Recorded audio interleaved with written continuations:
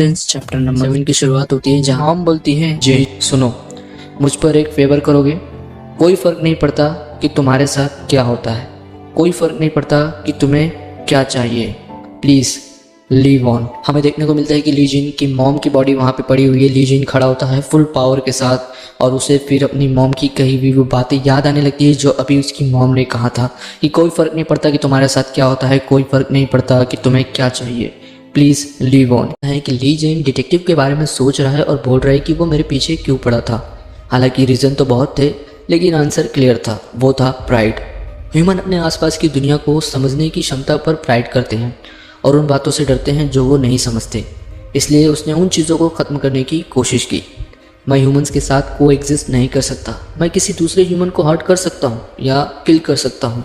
उसके बाद वो अपनी मॉम के बारे में सोचता है और बोलता है, ठीक है, मुझे कोई फ़र्क नहीं पड़ता, कोई फ़र्क नहीं पड़ता कि मुझे क्या करना है, आई विल लीव। इतना बोलने के बाद वो बहुत तेज़ी से भागने लगता है और डिटेक्टिव को बहुत ही गुस्से की नज़र से देखता है। उसके बाद डिटेक्टिव बोलता है, तुम सब क्या कर रहे हो?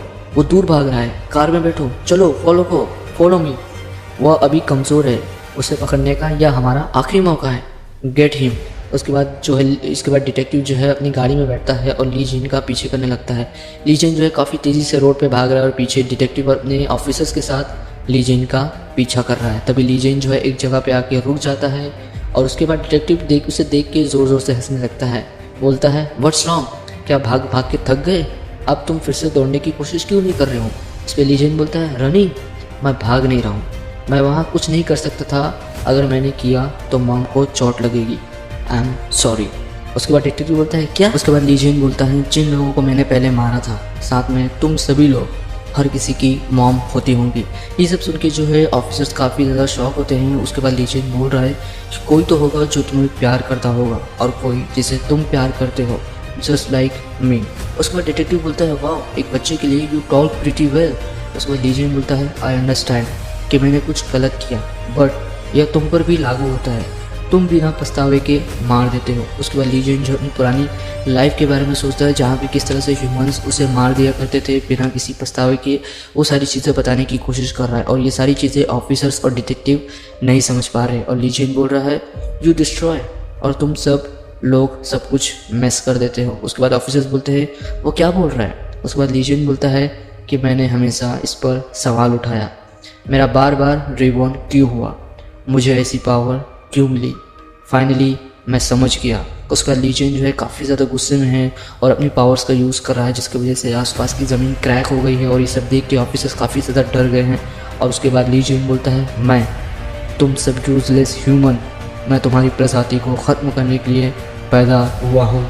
उसके बाद ली जिन जो अपनी पावर्स का यूज़ करता है और जिसकी वजह से आसपास की ज़मीन काफ़ी ज़्यादा डिस्ट्रॉय हो चुकी है और एक काफ़ी ऊंची छलांग लगाता है, जिसे देख के ये सब डिटेक्टिव और ऑफिसर शॉक हो जाते हैं और वो काफ़ी तेज़ी से नीचे आता है, जिसकी वजह से काफ़ी पावरफुल धमाका आता है और गाड़ी पलटी हो जाती है और सारे ऑफिसर्स मारे जाते हैं। बट डिटेक्टिव अभी भी जिंदा है, एक पत्थर के नीचे दबा हुआ है और काफ़ी ज़्यादा घायल है। उसके बाद ली जिन जो है डिटेक्टिव के पास आता है, जिसके बाद डिटेक्टिव बोलता है, मैं जानता था, मैं सही था, तुम्हें मर जाना चाहिए था, तुम जैसे मॉन्स्टर जिंदा रहने नहीं चाहिए हमारी दुनिया में।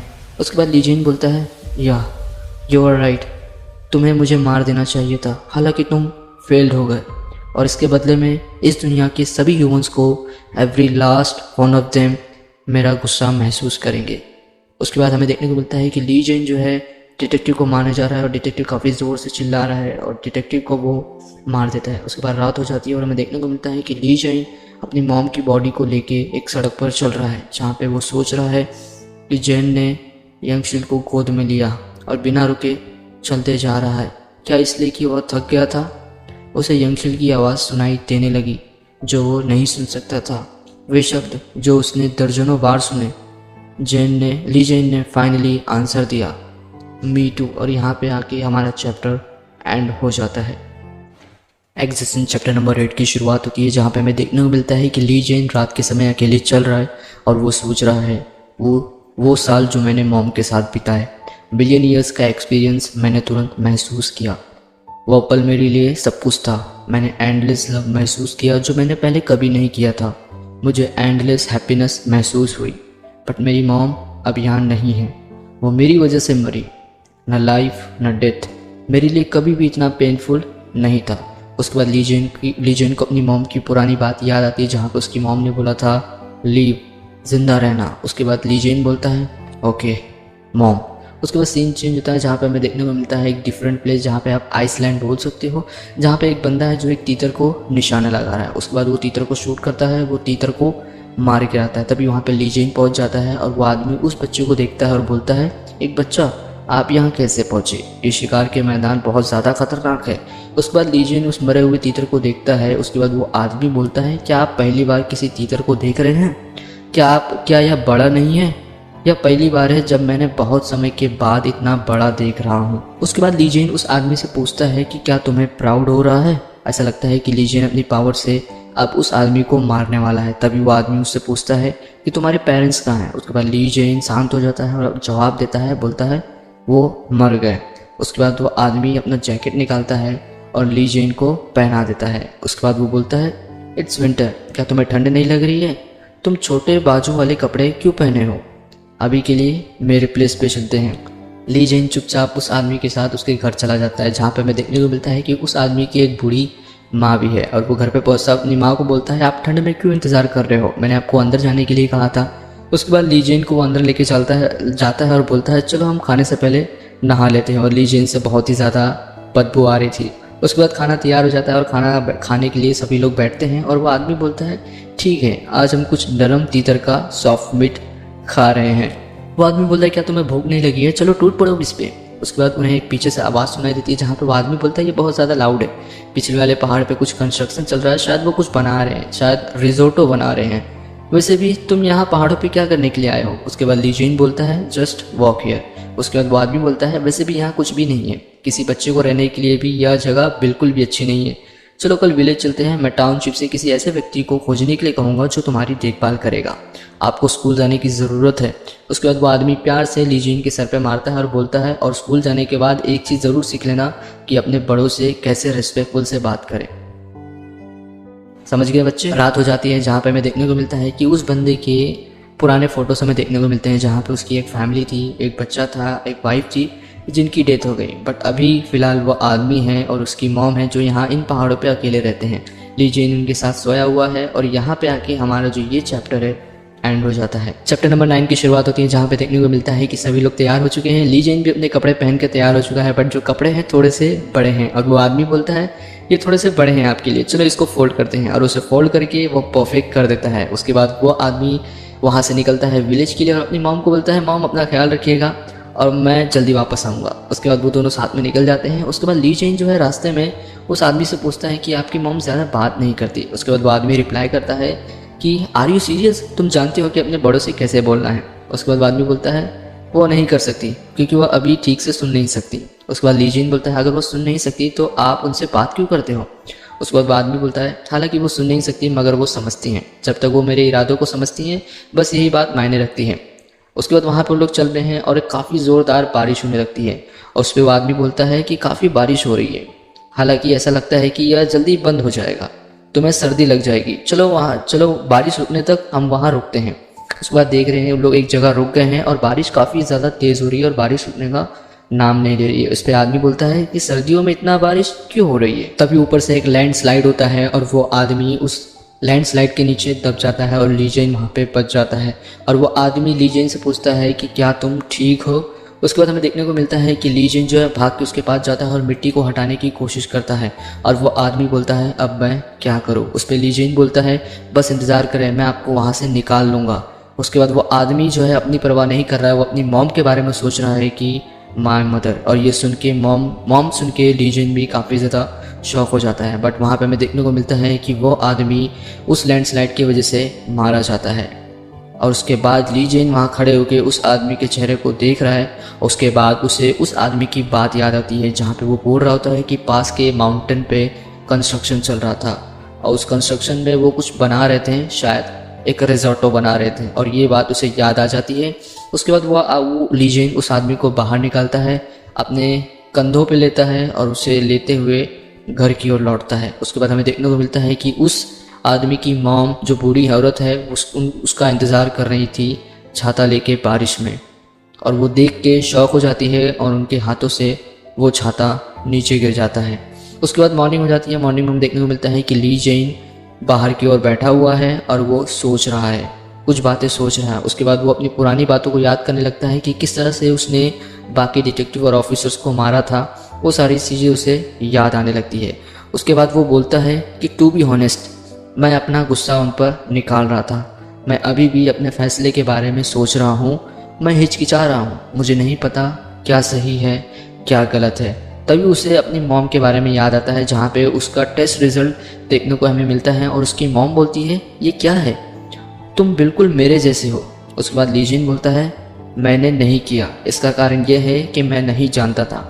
उसके बाद उसकी मॉम बोलती है आपको कम से कम इसे ट्राई तो करो, भले ही आप नहीं जानते। यदि आप कोशिश नहीं करोगे तो आप नहीं सीख पाओगे। इस पर ली जेन बोलता है मुझे क्या करना चाहिए अगर मुझे उनका आंसर नहीं पता है। उसके बाद हमें देखने को मिलता है कि ली जेन उस ओपनिंग रिजोर्टो में जाता है जहाँ पे बहुत सारे लोग आए रहते हैं। उनमें से एक आदमी जो है ली जेन को देखता है और बोलता है वो क्या है, एक बच्चा, क्या प्रवेश द्वार पे कोई गार्ड नहीं था? वो इस तरह से एक इंपॉर्टेंट डे पे किसी को भी अंदर आने कैसे दे सकते हैं? उसके बाद दूसरा आदमी बोलता है मैं तुरंत इससे छुटकारा दिलाता हूँ। और वो ली जेन के पास आता बोलता है बच्चे यहाँ आने की अनुमति नहीं है, जाओ यहाँ से। तभी वो पीछे की ओर देखता है कि उसके जितने भी गार्ड्स हैं वो सारे के सारे मर चुके हैं और ये देख के वो घबरा जाता है। उसके बाद ली जेन जो अपनी मॉम के बारे में, उनकी बातों के बारे में सोचने लगता है और वो सोचता है कि अगर आप नहीं जानते तो आप बस कर दो। कौन परवाह करता है कि आपको 20 अंक मिले हैं या 0 अंक मिलते हैं। It's okay to be wrong. यदि आपके पास कोई सुराग नहीं है फिर बस वही करो जो तुम्हें ठीक लगे। इतना सोचने के बाद ली जेन जो है तैयार हो जाता है और वो बोलता है मैं अब और नहीं हिचकिचाऊंगा, तुम सभी लोग मेरे हाथों से मरोगे। रीज़न है कि मैं चाहता हूँ। इतनी सोच रहा है, लगातार सुधार, कॉन्स्टेंटली इंक्रीजिंग एक्सटेंशन, जहाँ पे हमें देखने को मिलता है कि वो बोलता है यह आसान नहीं है। उसके बाद हमें देखने को मिलता है कि ली जेन ने वहाँ पर रिजोर्टो पे जितने भी आदमी थे उन सभी आदमी को मार दिया है। और उसके बाद हमें देखने को मिलता है कि इवनिंग हो चुकी है और उस आदमी की ग्रेव के पास वो खड़ा है और कुछ सोच रहा है, जहाँ पे वो सोच रहा है कि क्या वो अपने बेटे को मरते देखने से सदमे में थी। कुछ दिनों बाद नींद में ही उनकी डेथ हो गई, जहाँ पर हमें पता चलता है कि उस बूढ़ी औरत की भी डेथ हो चुकी है। उसके बाद सीन चेंज होता है जहाँ पर ली जेन बैठा हुआ है घर के सामने और वो सोच रहा है कि सबसे पहले मुझे यह पता लगाने की ज़रूरत है कि मेरे पास क्या पावर्स हैं। अभी मैं सभी लिविंग बींग्स की पावर्स को यूज़ कर सकता हूँ, मैं कुछ भी बन सकता हूँ। प्रॉब्लम यह है कि अगर मैं किसी लिविंग बींग्स के बारे में ना सोचूं तो मेरा शरीर ऑर्डिनरी ह्यूमन जैसा हो जाता है, मैं ऐसा कुछ नहीं कर सकता। उसके बाद हमें देखने को मिलता है कि 1 साल बीत चुका है और ली जेन एक रेलवे ट्रैक पे चल रहा है, जहाँ पे सामने से काफ़ी तेज़ ट्रेन आती है और उसे टक्कर मार देती है और वो काफ़ी ऊंचाई हवा में उड़ जाता है।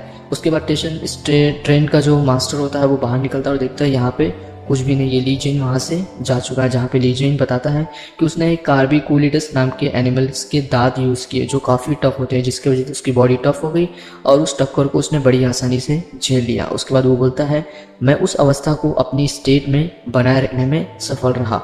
उसके बाद हमें देखने को मिलता है कि यहाँ पे एक और साल बीत चुका है, जहाँ पे ली जेन काफ़ी सारे एनिमल्स के साथ बैठा हुआ है और वो बोल रहा है मैं सभी लिविंग बींग्स के साथ कम्युनिकेट करना सीख लिया हूँ। या बोलने के माध्यम से नहीं था, अगर मुझे इसे एक शब्द में वर्णन करना हो तो मैं इसे कहूँगा कि एक टेलीपैथी है। यह काफ़ी आसान है, मैंने 6 सेंस डेवलप कर लिया है। बुनियादी स्तर पर जानवरों को समझने में मदद मिलती है। यह काफ़ी हद तक इस बॉडी की ह्यूमन नेचर के कारण है। अर्थ पर मोस्ट लिविंग बींग्स ह्यूमन को पसंद करते हैं और यह क्वेश्चनेबल था। उसके बाद हमें देखने को मिलता है कि यहाँ पे 5 ईयर्स बीत चुके हैं और यहाँ पे उसकी जो बॉडी है एक अडल्टहुड में पहुँच चुकी है, जो है फिजिकल अडल्टहुड। मैंने सोचा कि मेरे बॉडी की इस स्थिति को बनाए रखना फ़ायदेमंद होगा, जिसके वजह से ली जेन एक टोटल की एबिलिटीज़ को यूज़ करता है, जिसके वजह से उसकी बॉडी इस स्टेट में बनी रहेगी। उसके बाद हमें देखने को मिलता है कि 10 साल बीत चुके हैं और ली जेन बोलता है कि मेरी कम्युनिकेशन लिविंग बींग तक ही सीमित नहीं है, अब मैं डर्ट, वाटर और प्लांट से भी कम्युनिकेट कर सकता हूँ। उसके बाद वो बोलता है कि इसका मतलब यह होना चाहिए कि जीवन इन सबके भीतर मौजूद है। दिस अर्थ मैं महसूस कर सकता हूँ या पीड़ित है या मर रहा है। उसके बाद देखने को मिलता है कि पूरे 30 साल बीत चुके हैं और उसके बाद हमें देखने को मिलता है कि ली जेन बोलता है कि मैं उस एबिलिटी को ट्रेन करने में सक्षम हुआ जो मेरे पास थी और मेरी एबिलिटी की कोई लिमिट नहीं थी। एडिशनली मैंने पाया कंबाइनिंग एबिलिटी पॉसिबल थी। दिस मीन्स मैंने अपनी सारी तैयारी पूरी कर ली है, क्या मुझे यह करना चाहिए अब? तो यहाँ पे आके हमारा चैप्टर नंबर 10 एंड हो जाता है। एक्सेशन चैप्टर नंबर 11 की शुरुआत होती है जहाँ पे ली जिन बोलता है क्या आसान है, मैं ज़मीन के अंदर गर्मी भेजता हूँ और कुछ प्रेशर डालता हूँ, इसे कई बार दोहराने से अर्थक्वेक आ जाएगा, एक महान अर्थक्वेक जो अर्थ के टुकड़े कर देगा। मेरी करंट पावर के साथ दुनिया भर के 6th प्लेस पर जहाँ मैं एक ही परिणाम के अर्थक्वेक का कारण बन सकता हूँ, एक ऐसा अर्थक्वेक जो 6 कॉन्टिनेंट के टुकड़े टुकड़े में विभाजित कर देगा, जिनमें से आधे से अधिक ह्यूमन डूबकर मर जाएंगे। कोई भी ह्यूमन इस तबाही से नहीं बचेगा, ह्यूमन रेस का एक्सटेंशन हो जाएगा, यही होगा, यह आसान है।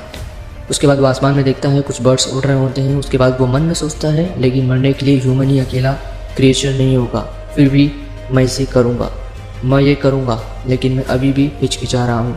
मैं डिकेड से अकेला हूँ, क्या मुझे यह नहीं देखना चाहिए कि ह्यूमन अब कैसे हैं, क्यों मैं उन्हें उनकी इंसेप्शन के बाद से देखा हूँ।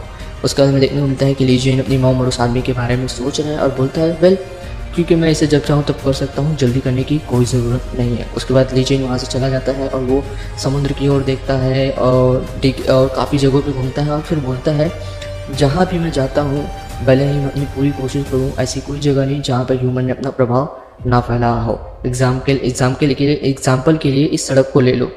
जस्ट रिसेंटली यहाँ बबूल के फूल की महक से भरा जंगल हुआ करता था।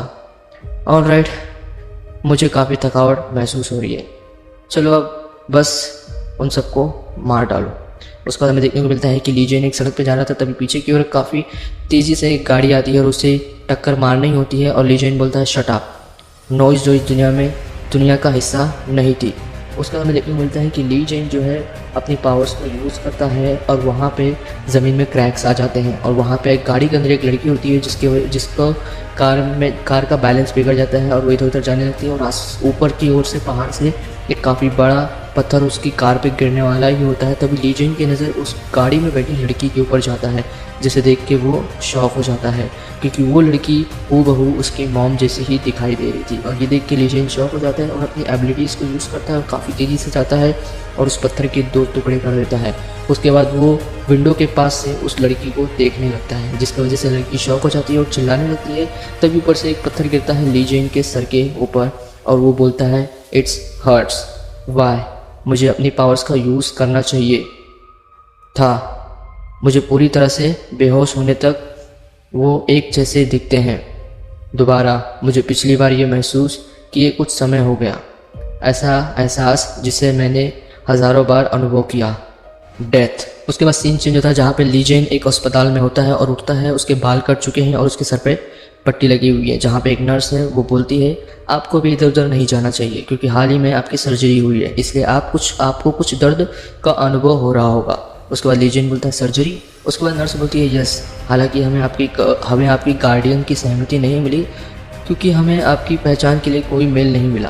फिर डॉक्टर ने सर्जरी के साथ आगे बढ़ने का आह्वान किया और ठीक रहा। आपका नाम क्या है? जिस पे ली जिन बोलता है नाम।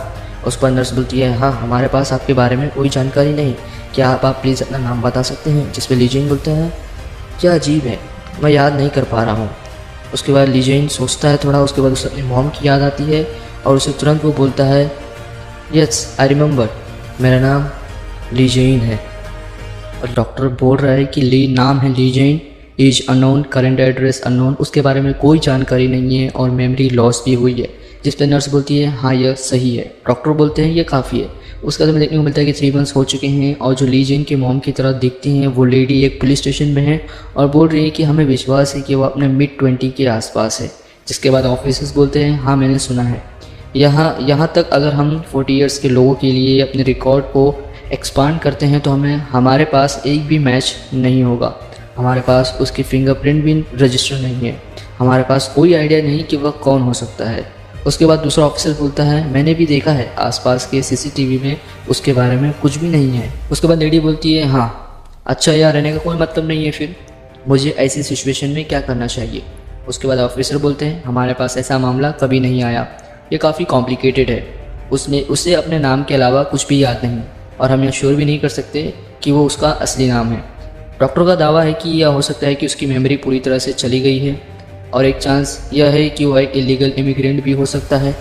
जिसके बाद लेडी बोलती है इसलिए अब क्या करें? जिसके बाद ऑफिसर बोलता है वेल, अगर उसके पास एक गार्डियन होता तो चीज़ें आसान होती। जिसके बाद लेडी बोलती है क्वेश्चन वाले मार्क से, गार्डियन। उसके बाद हमें सीन चेंज देखने को मिलता है जहाँ पे वो लेडी और ली जेन हॉस्पिटल में बैठे हुए हैं और नर्स बुला रही है ली जेन के गार्डियन, ली जेन के गार्डियन। जिसके बाद ली जेन बोलता है क्या वो आपको नहीं बुला रही है? जिसके बाद लेडी बोलती है हाँ। उसके बाद नर्स बोलती है आपके पास डिस्चार्ज के लिए पेपर हैं? उसके बाद वो लेडी बोलती है यस। उसके बाद नर्स बोलती है अगर आप इसे यहीं पर भर सकते हैं। उसके बाद वो लेडी पेपर की ओर देखती है, उसके बाद ली जेन की तरफ देखती है और बोलती है उफ। शाम होती है, ली जेन की डिस्चार्ज हो जाती है और दोनों साथ में जा रहे होते हैं। तभी ली जेन पूछता है कुछ गड़बड़ है क्या, तुम अच्छी नहीं लग रही हो। जिसके बाद वो लेडी बोलती है मुझे इसे दोहराने दो, यह मेरी गलती नहीं है कि नहीं थी, यह एक लैंडस्लाइड था। जो कुछ हुआ उसके लिए मुझे आपके प्रति रिस्पॉन्सिबल और इनडेप्थ महसूस करने की कोई आवश्यकता नहीं है। जिसके बाद ली जेन बोलता है आप ये क्या कर रहे हो, आप वही बातें दोहराते रहते हो। उसके बाद वो लेडी बोलती है इसके अलावा जाहिर तौर पर आप अपने मिड 20 में हैं, क्योंकि आप इतने छोटे हैं बेहतर है मैंने आपका 24 ईयर्स की उम्र के रूप में रजिस्टर किया है। By the way I am 34, तुमसे बहुत बड़ी हूँ। जिस पर ली जेन बोलता है मैंने सोचा यंगर रहना बेटर होगा, तुम ओल्डर हो गए हो, अब क्या करने जा रहे हो। जिस पे वो लेडी अजीब सी शक्ल बनाती है और बोलती है वैसे भी क्योंकि मैं ओल्डर हूँ मैं आपके साथ फ्रैंक होने जा रही हूँ। जिस पे ली जेन बोलता है ओके कुछ भी करे। फिर लेडी भड़क जाती है, फिर बोलती है क्या मैंने आपको नहीं बताया कि मैं ओल्डर हूँ, क्या आपके पास कोई मैनर्स नहीं है, क्या आप चाहते हैं कि मैं आपको मैनर्स सिखाऊं। जिसके बाद ली जेन अपने मन में सोचता है कि एस्टिमेटेड एज लगभग 3.5 बिलियन ओल्ड, मतलब ली जेन इससे भी ज़्यादा बड़ा है। जिसके बाद वो लेडी बोलती है चलो फॉरगेट इट लेट्स गो। जिसके बाद ली जेन बोलता है कहाँ। जिसके बाद लेडी बोलती है मैं आपके लिए काम करने के लिए एक जगह तलाश करती हूँ, तब तक आप मेरे ड्रोम में रह सकते हो जहाँ मैं रहती हूँ, जब तक आपकी मेमोरी वापस ना आ जाए। एक बार जब आप उन्हें रीगेन कर लेते हो तो आप जा सकते हो।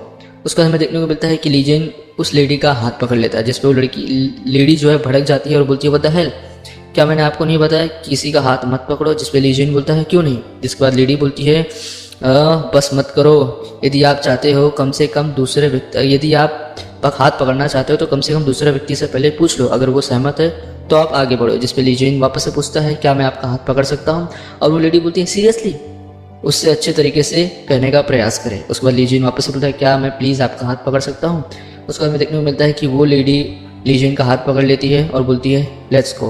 उसके बाद हमें देखने को मिलता है कि ली जेन को अपनी पुरानी बातें याद आने लगती है, जिसकी वजह से वो रोने लगता है। उसके बाद वो लेडी पीछे मुड़ के देखती है, जहाँ पे देखती है कि ली जेन रो रहा है और वो पूछती है तुम क्यों रो रहे हो। जिस पे ली जेन बोलता है मैं क्यों रो रहा हूँ, मैं ये तो नहीं जानता। उसके बाद ये चैप्टर यहाँ पे आके ख़त्म हो जाता है।